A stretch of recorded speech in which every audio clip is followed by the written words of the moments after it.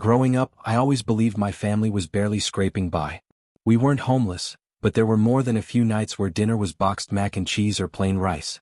My mom would say things like, "We're stretched thin this month," or "We can't afford extras right now." And we believed her. Me, my little sister, and my older brother, we all learned to be quiet about money. So when I turned 18 and my parents told me I'd need to start paying rent, I didn't even flinch. "It's not much," my dad said. "Just $400 a month. It helps with groceries, electricity, the mortgage. It's time you contribute like an adult." I didn't argue. I had just started community college and was working part-time at a grocery store, stocking shelves before class. My paycheck wasn't much, but I figured they need the help. We're a family. So I paid. Every single month. For 5 years. They called it responsibility. I called it loyalty. At first I felt proud. Like I was stepping up. My parents praised me for being mature and reliable. Meanwhile, my older brother Luke had dropped out of college after one semester and spent most of his 20s hopping from job to job, never staying employed longer than 6 months. He moved back in 3 times and not once did they charge him rent. I noticed, but I didn't say anything, because they always had a reason. "He's going through a rough patch. You know, Luke has always struggled with stability. You're just better with money than he is." Somehow, my ability to stay afloat was used as a reason to lean on me harder. I was the easy kid, the responsible one, so I kept paying. A few months ago, Luke got engaged to his girlfriend of 2 years. Everyone was excited. My mom cried, my dad toasted to the next generation of our family, and suddenly, all conversation at the dinner table revolved around centerpieces and venues and guest lists. I was genuinely happy for him.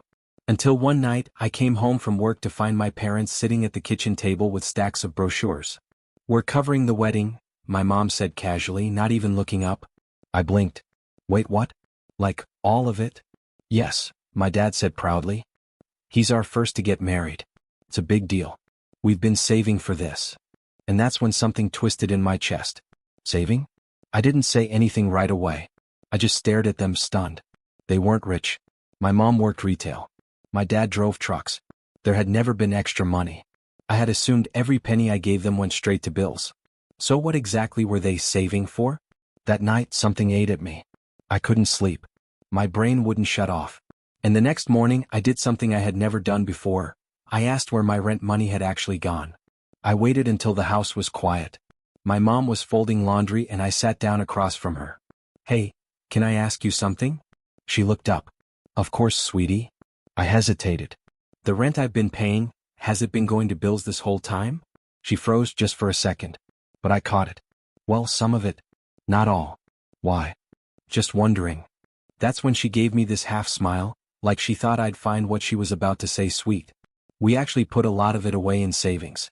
For family needs. Like the wedding." My stomach dropped. "So, my rent helped pay for Luke's wedding?" She shrugged like it was obvious. "Well, it's not just for that. It's for the family. And a wedding is a family celebration." I sat there stunned. No one had ever told me that. They never once said, "Hey, we're setting this money aside." Never once asked me if I was okay with it. I thought I was helping keep the lights on.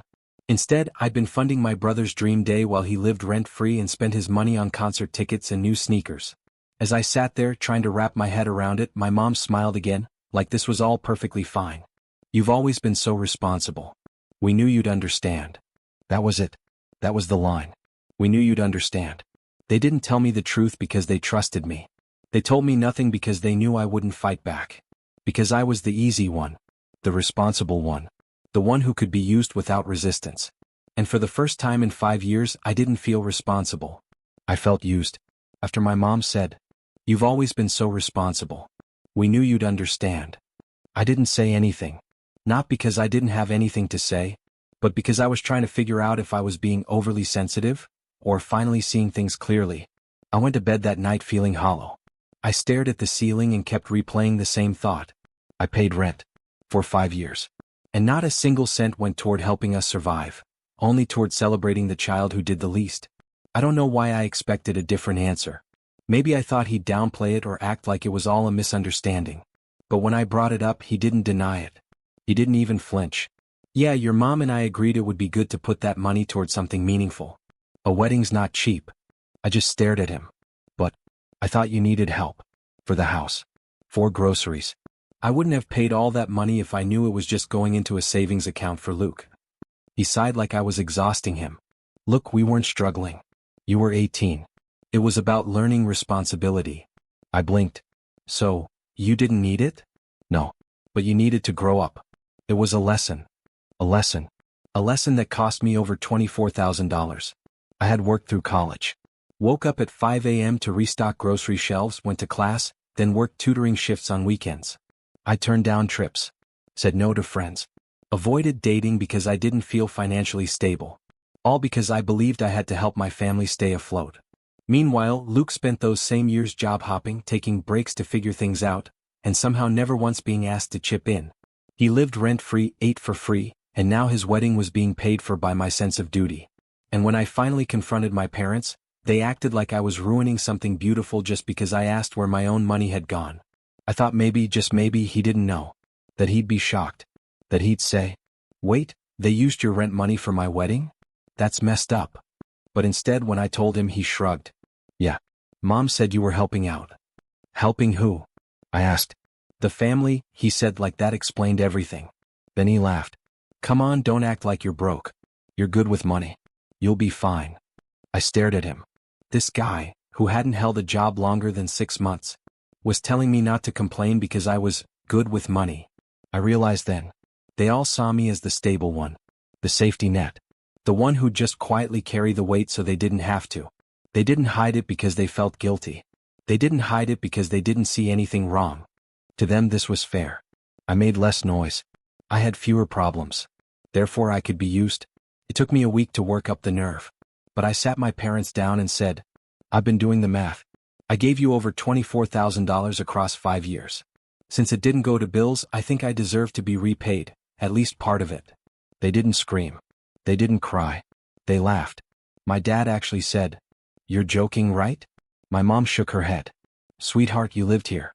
You ate our food. Used our electricity. Do you really think you're owed something just because we didn't spend it the way you expected?" I tried to keep calm. "You didn't need the money. You said that yourselves. So what was I paying for?" My dad leaned back. "Responsibility. You were learning to contribute to a household. So where's Luke's lesson? When does he learn to contribute?" They said nothing. Just looked at each other. And that told me everything. I didn't make a scene. I didn't send a long, dramatic text. I just started packing boxes. My parents asked where I was going. I said a friend's couch, just until I got my own place. They didn't offer to help. They didn't ask why. They just nodded like this was me being difficult again. But here's the part they didn't expect. I stopped returning calls. I didn't show up to the wedding. I didn't reply to Luke's messages. I went quiet. And in that silence, they realized what they lost. Because the responsible one, the helper, the extra adult in the house, the steady paycheck, was gone. When I say I went quiet, I don't mean I ghosted my family in a rage. There were no dramatic exits. No shouting matches. No text storms. Just a slow fade out like someone turning down the volume. And honestly, that hurt them more than any fight ever could. I moved in with a friend who had a spare room. Small, nothing fancy, but it was mine. I got my own groceries. Paid my own bills. And every time I did, I kept a mental tally of how much I'd been giving my parents every month for the last 5 years. $400. Month after month. For nothing but false pretenses. The thing is, when I left, no one really stopped me. They didn't beg me to stay. They didn't apologize. They didn't try to make things right. Because deep down, they didn't think I'd actually stay gone. They assumed I'd come back like always. That after a week or two of cooling off, I'd text, "Hey, sorry I've been distant." Or show up at the dinner table like nothing happened. But I didn't. I didn't say a word. About a month after I moved out, the invites went out for Luke's wedding. I got one, of course. It was hand-delivered by my mom, dropped off at the front desk of the office I worked at. No note. No message. Just the invitation, sealed in gold foil. Like everything was fine. Like nothing had happened. Like I hadn't just found out they used my money to fund the whole thing. Felt like a dare. So I threw it in the trash. The week before the wedding, the texts started coming in. First from Luke. "Hey, haven't heard from you. Hope you're still coming?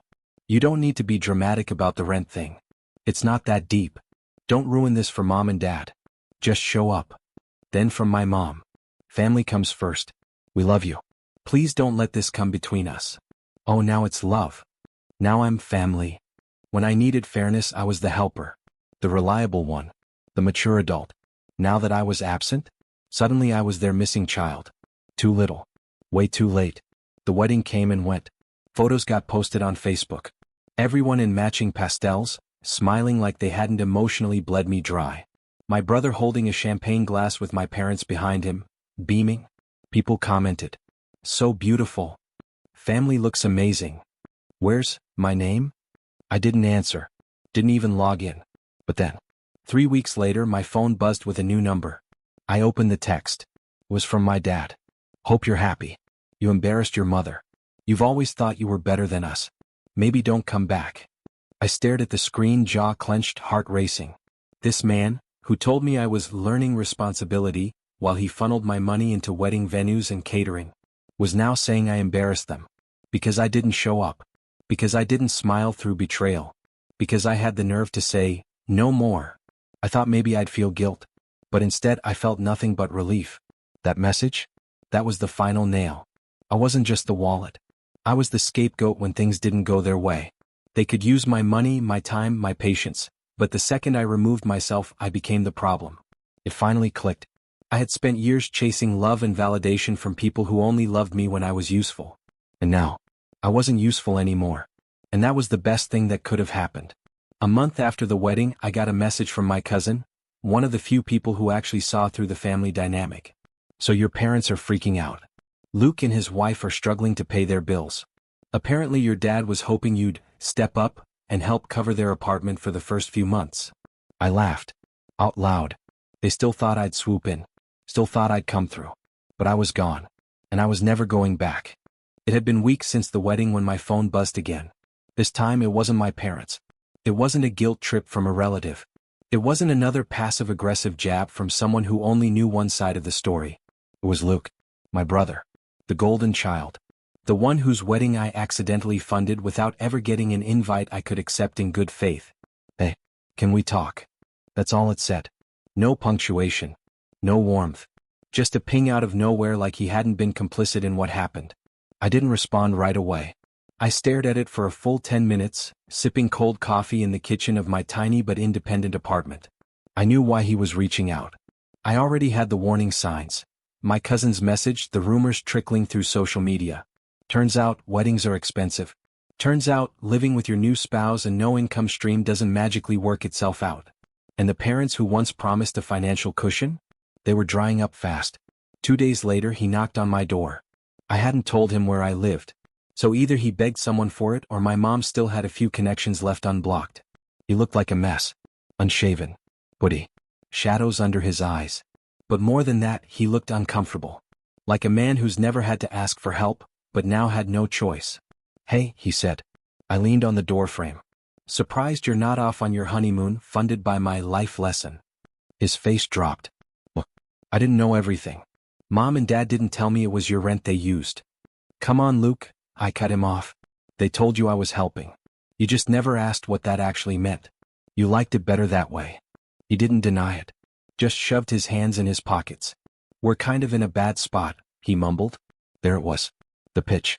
Rent's overdue, he continued. We had some stuff come up. Mom and Dad said they can't help this month and I figured, you're stable now. Stable? I said, eyebrows raised. Yeah. Like you've always had things figured out.